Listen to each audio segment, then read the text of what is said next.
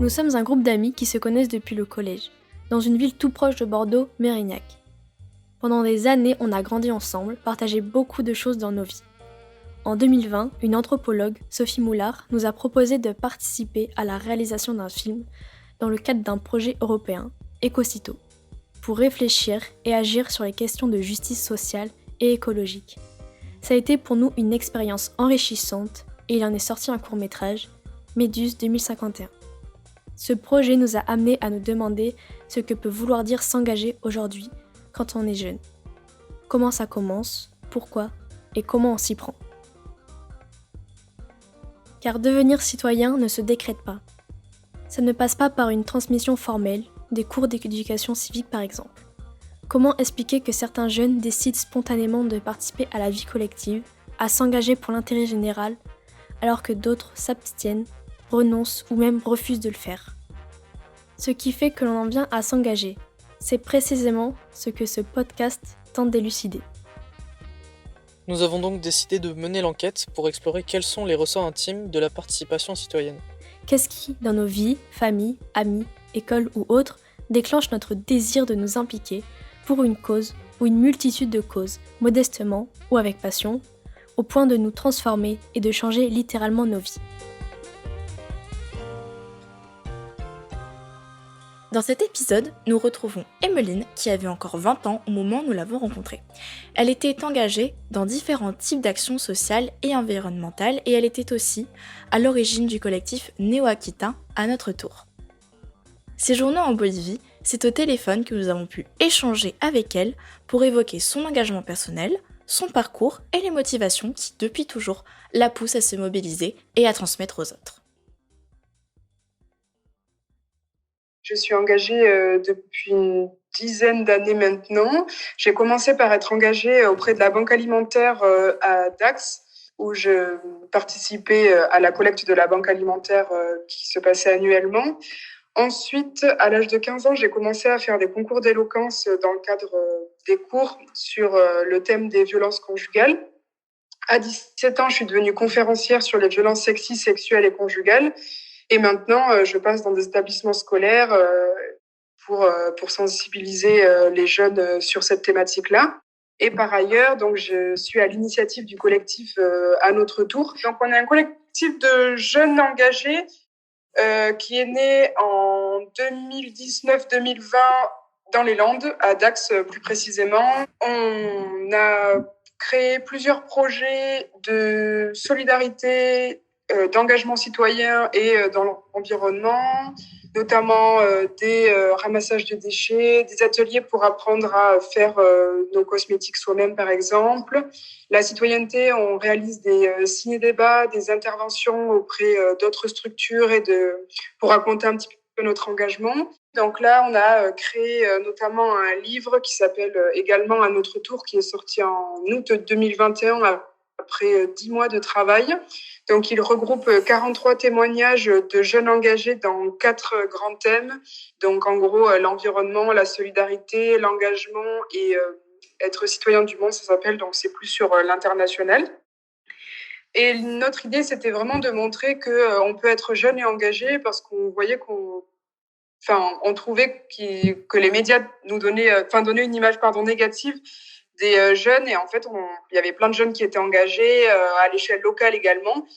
Et donc voilà, notre idée c'était dans un premier temps de mettre en avant différentes formes d'engagement qui existaient, que les jeunes étaient engagés, à pousser d'autres jeunes aussi à s'engager s'ils savaient pas trop par où commencer, parce qu'il y a un petit peu aussi quelques tips dans le livre sur des structures qui existent. Par exemple, vous avez le service civique qui est présenté dedans, des juniors associations, voilà des choses qui existent à l'échelle locale ou nationale par rapport à l'engagement.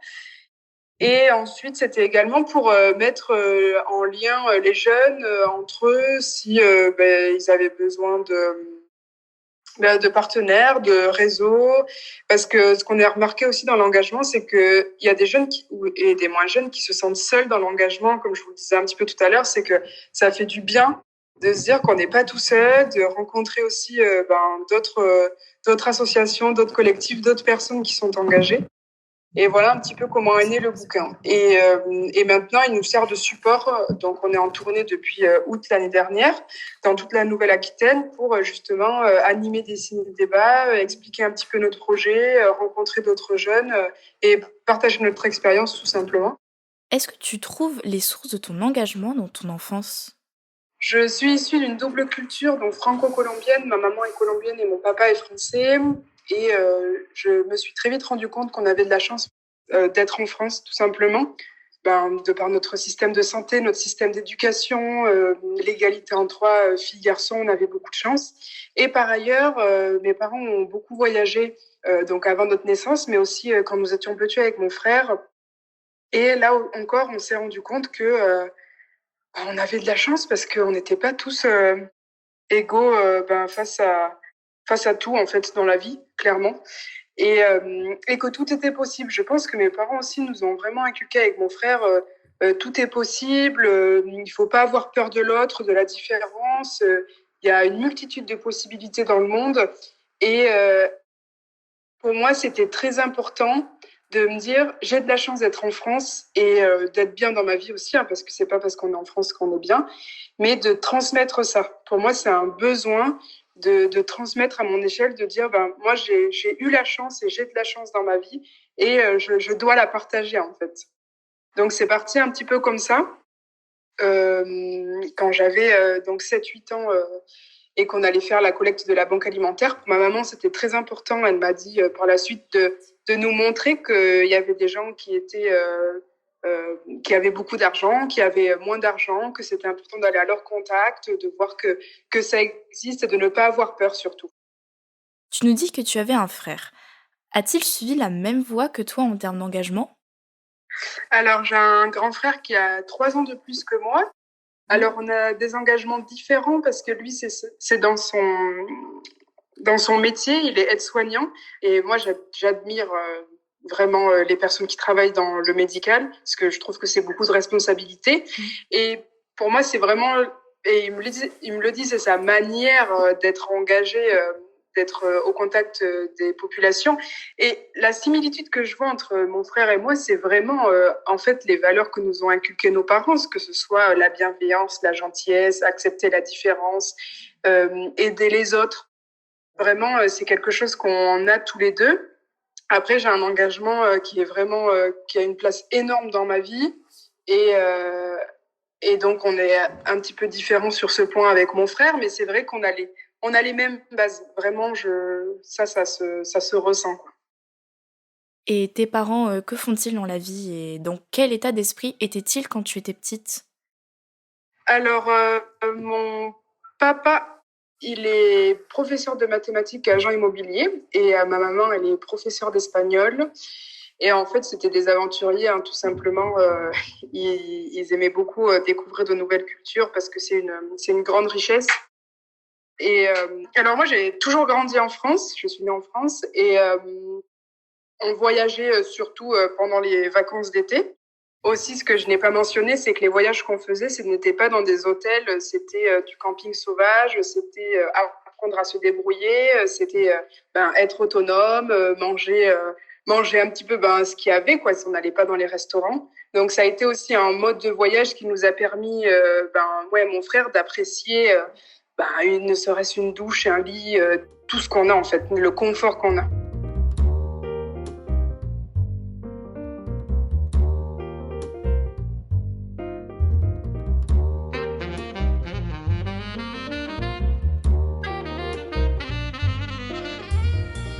Peux-tu nous parler des débuts de ton questionnement personnel, de ce qui t'a amené finalement à te mobiliser? C'était à l'âge de 10 ans. Je me souviens que je me demandais comment on faisait des pâtes, comment on faisait du dentifrice, comment on faisait du savon, plein de choses simples de la vie quotidienne.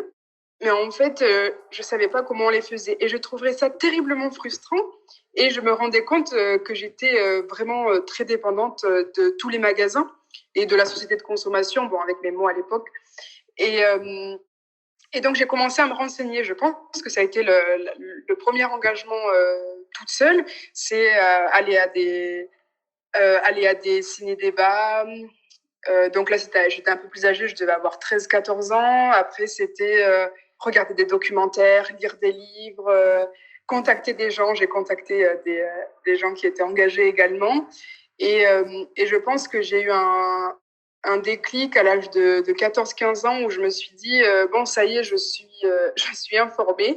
Maintenant, on passe à l'action, en fait. Vraiment, ça a été ça. Donc, d'un point de vue personnel, j'ai commencé à fabriquer mes cosmétiques moi-même, qui ont fonctionné ou pas. Ma nourriture, je sais comment on fait des pâtes maintenant. Donc, voilà, ça a été d'un point de vue de ma consommation personnelle. Ensuite, j'ai changé aussi ma manière de consommer. Donc, je refuse d'acheter de la viande, par exemple, le maximum, le maximum que je peux. Ensuite, j'achète des habits surtout de seconde main. Je refuse d'avoir une voiture, voilà, des choses comme ça. Et ensuite, voilà, l'autre déclic, ça a été de me dire, je suis jeune et j'ai besoin de faire quelque chose pour les jeunes. Ça a été un moment très fort dans mon engagement. Et j'ai par exemple créé dans le Gers, à Auch, où j'ai fait mon BTS, une distribution alimentaire pour les étudiants qui étaient en difficulté. Donc ça me tenait vraiment à cœur de œuvrer, en fait, qu'il y ait une solidarité entre les jeunes. C'est pour moi très, très important.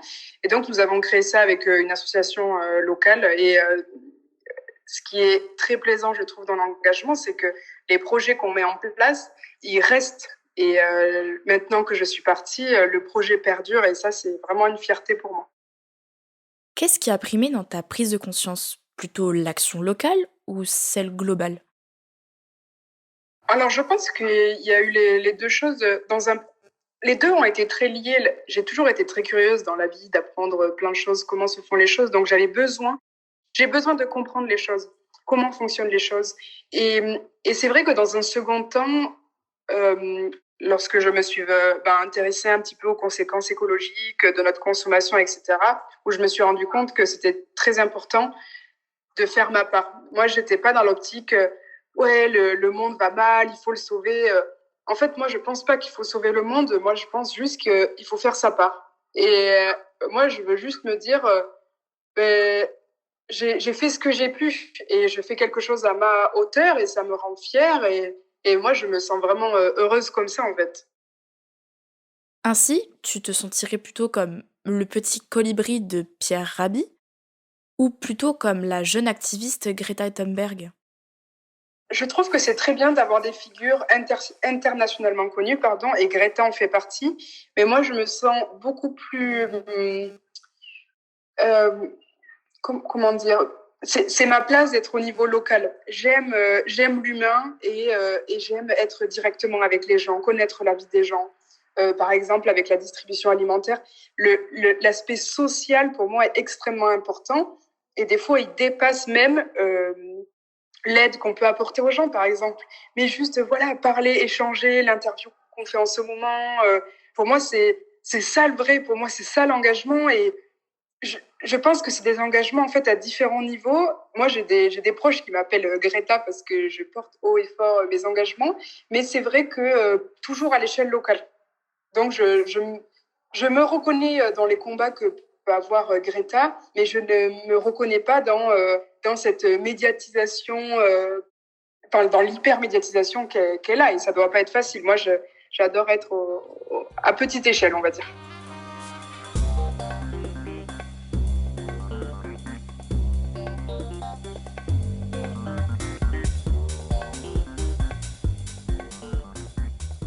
Quelles sont les causes prioritaires que tu veux défendre? Celle avec laquelle j'ai grandi, c'était tout ce qui est autour de la solidarité, mais surtout l'inégalité. Donc l'inégalité, je sais pas, par exemple, au niveau de l'accès à la nourriture, qu'on n'avait pas tous accès à la nourriture, de la même manière, l'accès aux soins, etc. Donc je pense que l'inégalité dans le sens large, ça a été le moteur de ma vie. Clairement, qu'il y ait plus de justice dans ce monde, plus d'égalité. Et c'est aussi pour ça que je suis devenue conférencière sur les violences sexistes, sexuelles et conjugales. Et par ailleurs, l'environnement, je pense que l'environnement, enfin, pour moi, tout le monde devrait être engagé à son échelle. Il y aurait même pas de débat là-dessus, en fait. Pour moi, Je le vois, enfin là je suis actuellement en Bolivie et ici il y a vraiment un fort lien avec la nature, on appelle ça la Pachamama, c'est la terre-mère et c'est vrai que enfin, la terre c'est notre maison et pour moi ça me paraît vital de faire quelque chose chacun à notre échelle. Donc les deux sont extrêmement liés en plus, mais c'est vrai que voilà la solidarité et les inégalités et l'environnement, je pense que ce sont mes deux causes qui me tiennent à cœur. J'avais créé une exposition qui était sur l'écoféminisme. Donc l'écoféminisme, c'est une pseudo-science pour montrer le lien entre justement le système patriarcal et les inégalités de genre avec la destruction de l'environnement par plusieurs facteurs. Déjà que en favorisant l'autonomie des femmes, on pourrait trouver plus de solutions pour sauvegarder l'environnement, par exemple, qu'il y a le même système de domination sur les femmes que sur la nature, de l'appropriation de la femme, mais aussi l'appropriation de la nature, et j'en passe. Et il y a de plus en plus de figures féminines aussi qui défendent l'environnement. Je pourrais par exemple citer Vandana Shiva qui est indienne et qui a permis la protection du riz basmati, par exemple. Et elle a fait des merveilles sur tout ce qui est au niveau de la semence, qui voulait privatiser les semences et c'est resté public. Enfin, vraiment, elle a fait des choses extraordinaires et les deux sont intimement liés. Ouais. Mais d'un point de vue purement personnel, ce sont les violences sexistes, sexuelles et conjugales. Parce que toujours dans une idée de parler de jeune à jeune, ça me paraît extrêmement important de parler de ce grave problème de société dont on parle, mais je n'aime pas trop de la manière dont on en parle, mais de pouvoir sensibiliser les jeunes, dire que ça existe, que ça n'arrive pas qu'aux autres, qu'on peut s'en sortir avec n'importe quelle violence qu'on vit, on peut toujours s'en sortir. Et ça, c'est super important. Pourquoi as-tu une telle envie de transmettre ? Quelles sont tes ambitions par rapport à cette transmission ? Il y a l'aspect que je me sens très privilégiée. Donc, comme je le disais, l'aspect d'être en France, d'avoir une éducation, d'avoir une famille stable qui m'a apporté de l'amour, de la bienveillance, enfin ce que devrait apporter une famille. Et le besoin de transmettre, ça a été vraiment de se rendre compte que chacun a du potentiel en lui et que j'ai de la chance d'être pas trop timide non plus et d'aimer. J'aime beaucoup parler et j'aime beaucoup aussi parler devant beaucoup de personnes, ça me fait pas peur. Et c'est vrai que je me suis dit, je veux me servir de cette force-là pour pouvoir la partager au maximum. Donc des fois, je vais pas dire que je n'ai pas peur, mais en fait, ça me motive vraiment à avancer. Et les moteurs, c'est vraiment les personnes. Quand vous avez des personnes qui viennent vous voir et qui vous disent merci, ton témoignage m'a servi, merci pour ton engagement, je me suis engagée après. C'est des choses vraiment, c'est un moteur. Je pourrais même pas le décrire, mais ça me pousse à aller ça me pousse à aller vraiment en avant. Et l'anecdote que j'ai envie de vous partager, c'était à propos de la distribution alimentaire que j'ai réalisée. J'avais une maman qui m'avait contactée pour la distribution alimentaire et elle m'a dit j'aimerais bien te présenter ma fille quelques mois après. Avec plaisir, et j'ai rencontré sa fille et elle lui a dit voilà, c'est grâce à Emmeline qu'on mange. Quand vous avez un jeune qui vous dit ça et vous vous dites c'est un petit peu grâce à moi, grâce à une idée que j'ai eue, et je me dis waouh. Et la force que je trouve qu'a l'être humain aussi, c'est que on a la capacité de transformer une idée en projet. Et ça, c'est ce que j'adore. J'adore faire des projets et je pense que ça a été mon moteur aussi. C'est une passion. C'est une de mes raisons de vivre, je pense. Et dans l'aspect, est-ce que l'engagement se transmet et comment il se transmet ? Ma maman m'a toujours dit, l'engagement, ça commence par nous-mêmes. Et juste le fait d'être, ça montre pour moi, par exemple, que tout est possible. Je suis partie l'année dernière faire 2000 km à vélo toute seule. J'ai pu montrer à mon échelle que tout est possible. Le fait de partir seule en étant une jeune femme, le fait de partir à vélo alors que moi je ne suis pas trop sportive. Voilà, je pense que ça c'est le point de départ de comment on peut partager l'engagement. Et ensuite, dans un second temps, bien sûr, il y a les réseaux sociaux, il y a les interviews comme celle-là, les passages dans les journaux, mais également beaucoup de bouche à oreille quand on va faire des interventions. Voilà pour moi comment ça se partage.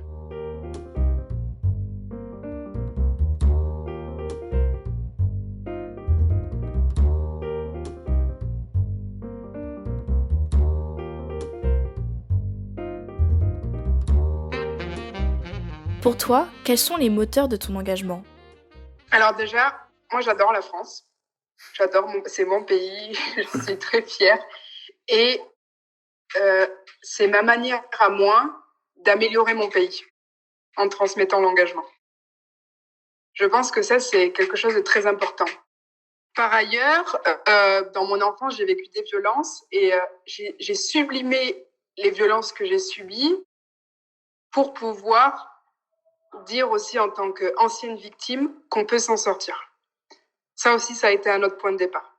Même si j'ai vécu des violences, je pense qu'on a tous été victimes de quelque chose, d'une inégalité, d'une injustice dans notre vie. Et moi, c'est quelque chose qui a été un élément moteur de me dire, justement, je vais me servir de cette mauvaise expérience-là que j'ai vécue dans ma vie pour pouvoir encore plus prouver que c'est possible de s'en sortir. Et il y a des années en arrière, si on m'aurait dit un jour que je serais devenue conférencière, j'aurais dit non, c'est pas possible. Vraiment. Et d'où te vient cette résilience, cette force de vie ? Alors, de mon cerveau. Déjà, il y a un aspect vraiment purement biologique qui se passe dans notre cerveau quand on vit des traumatismes que j'ai appris quand je suis devenue conférencière. Ensuite, il y a l'aspect, je pense que l'envie de s'en sortir. Je pense que ça, c'est purement personnel. L'aspect de... Bon, il faut avoir de la force aussi, mais de ne pas rester dans un cercle vicieux de je suis victime, j'ai été victime, de négatif, etc. Et je pense intimement que le positif attire le positif. Et le fait de se dire qu'il y a toujours de l'espoir et qu'on peut toujours aller de l'avant, on peut toujours s'en sortir, c'est un élément moteur aussi pour continuer à vivre, parce que sinon ça ne sert plus à rien. Donc je pense que d'un point de vue purement personnel, ça a été ça. Ensuite, bien sûr, j'ai une famille qui est une famille très proche qui est extrêmement présente, qui suivent mes aventures, et pour moi c'est très très important de partager aux personnes que je connais pas, mais également à mes proches. Et ensuite, mes amis, mes professeurs aussi ont joué un rôle déterminant dans mon engagement parce que ça m'est arrivé de rater des cours pour aller à des réunions, ça m'est arrivé de pas pouvoir avoir autant de temps que je le voudrais pour mes amis. Et ils ont été toujours présents. Et ils m'envoient des... Ouais, juste le fait de se sentir entouré, pour moi, c'est quelque chose de très important. Et le fait de savoir qu'il y a des gens qui nous soutiennent dans ce qu'on fait, waouh, ça fait du bien en tant qu'être humain de pas se sentir seul et de se dire ok, je me bats pour quelque chose et ça fait écho et ça plaît et on est reconnaissant par rapport au travail qu'on fait également. C'est extrêmement jouissif. Qu'aurais-tu envie de dire aux autres jeunes ?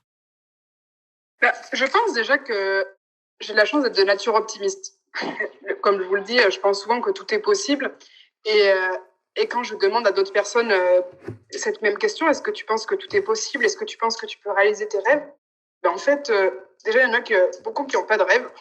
Et il y en a beaucoup qui me disent ah non, plus tard. Il y a toujours un obstacle. Et moi, ça m'étonne parce que pour moi, justement, les obstacles, c'est presque un moteur aussi de les dépasser pour dire ok, j'y suis arrivée. Donc, je pense qu'il y a cet aspect-là. Et moi, ce que j'aime leur dire, c'est ok, mais tu peux faire quelque chose à ton échelle. Et souvent, quand j'en parle aux jeunes, je vois qu'ils sont dépassés par rapport à tous les événements qu'on nous bombarde, qui sont catastrophiques d'un point de vue social, les guerres, l'environnement, etc. Mais comme j'en parlais aux jeunes tout à l'heure, en fait, si on regarde à travers l'histoire, l'époque dans laquelle on est, elle n'est pas si pourrie que ça. Elle est loin d'être pourrie. Moi, je suis très contente d'être à cette époque en tant que femme, tout ce que vous voulez. On a de la chance. Et le fait aussi de rappeler ça aux jeunes, oui, je pense, de leur montrer un autre angle de vue qu'on montre à travers les médias, à travers la société, à travers l'école. Je pense que ça aide aussi à avoir un autre regard et à s'engager à notre manière.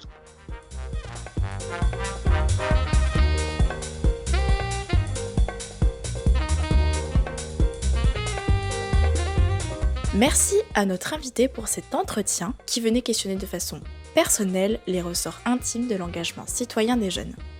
Vous pouvez retrouver les informations sur nos invités et les structures dans lesquelles ils s'engagent en ligne dans la description de cet épisode. En espérant qu'il vous aura inspiré, n'hésitez pas à écouter les autres émissions et à les partager. Bon vent à tous!